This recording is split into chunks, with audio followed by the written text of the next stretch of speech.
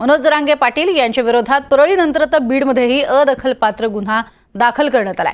धनंजय मुंडेंविरोधात आक्षेपार्ह वक्तव्याप्रकरणी मुंडे समर्थकांनी रात्री ठिय्या आंदोलन केलं होतं। अखेर पोलिसांनी जरांगेंवरती गुन्हा दाखल केला आणि त्यानंतर पहाटे 3च्या सुमारास हे आंदोलन मागे घेण्यात आलं।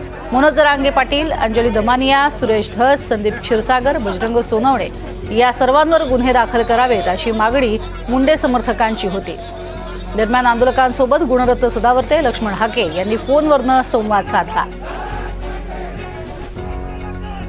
एकीकडे आपण बघतोय मनोज जरांगे पाटील यांच्यावरती गुन्हा दाखल झाला आणि त्यानंतर मुंडे समर्थकांनी आपलं ठिय्या आंदोलन जे आहे ते मागे घेतलेलं आहे। पहाटे 3 वाजता त्यांनी आपलं हे आंदोलन मागे घेतलं। तोपर्यंत या मागणीसाठी ते ठाम होते आणि ज्या लोकांनी धनंजय मुंडे यांच्यावरती थेट आरोप केलेले आहेत अशा सगळ्यांनाच अटक करावी, त्यांच्यावरती गुन्हे दाखल करावेत अशा स्वरूपाची मागणी या आंदोलकांची होती।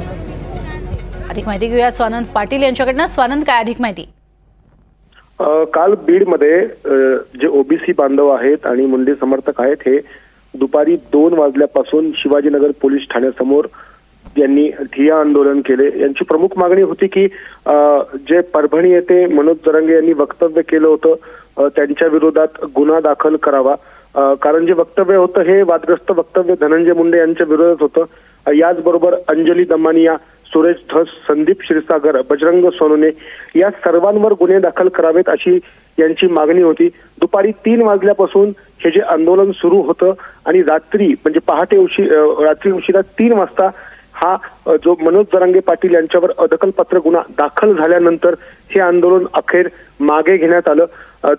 या सर्व काळामध्ये या ठिकाणी जोरदार घोषणाबाजी देखील करण्यात आली आणि हे आंदोलक आक्रमक देखील झाले होते।